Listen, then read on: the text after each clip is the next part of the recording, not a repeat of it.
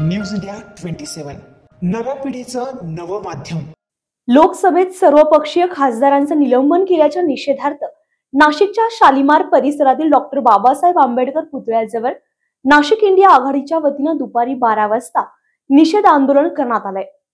यावेळी शिवसेना, उद्धव बाळासाहेब ठाकरे गट, राष्ट्रवादी काँग्रेस, शरद पवार गट तसेच आय काँग्रेस, आम आदमी पार्टी आणि मार्क्सवादी कम्युनिस्ट पक्षाचे पदाधिकारी, कार्यकर्ते मोठ्या संख्येने उपस्थित होते।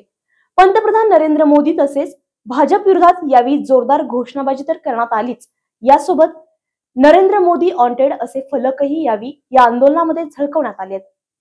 त्यामुळे हा मोठा चर्चेचा विषय ठरलाय।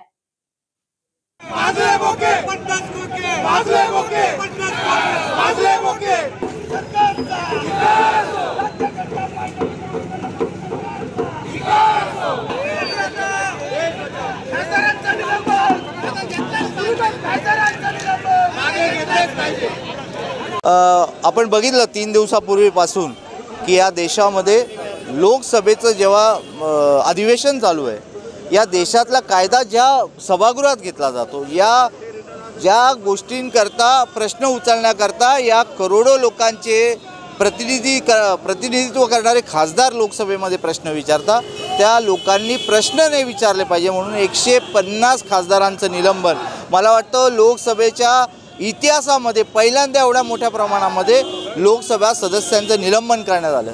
का निलंबन करण्यात आलं? या देशातील बेरोजगार काही त्या लोकसभेमध्ये घुसले, या देशाच्या सुरक्षिततेबद्दलचा प्रश्न निर्माण झाला। मग त्या कुठल्या खासदारांनी त्यांना आत सोडलं, कुठल्या खासदाराच्या परवानगीने ते आत आले, या सगळ्यांचा प्रश्नांचा भडीमार होणार होता।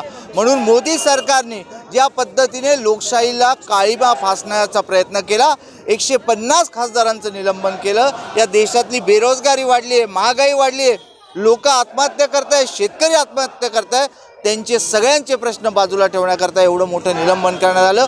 त्याच्याकरता इंडिया अलायन्स, आमची इंडिया आघाडीने आज नाशिकमध्ये निदर्शनं केलेलं आहे।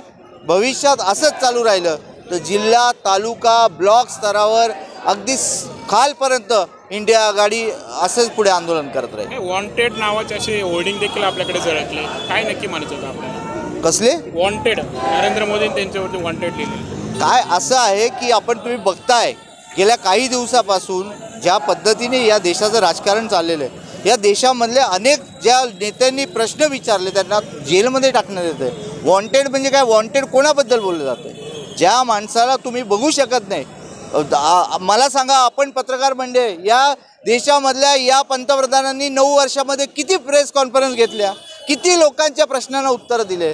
वॉन्टेड जो हरवलेला असतो त्यालाच वॉन्टेड म्हटलं जातं। म्हणून या देशातल्या पंतप्रधानांना, या मोदी सरकारला 2024ला ही जनताच बेदखल करणार आहे।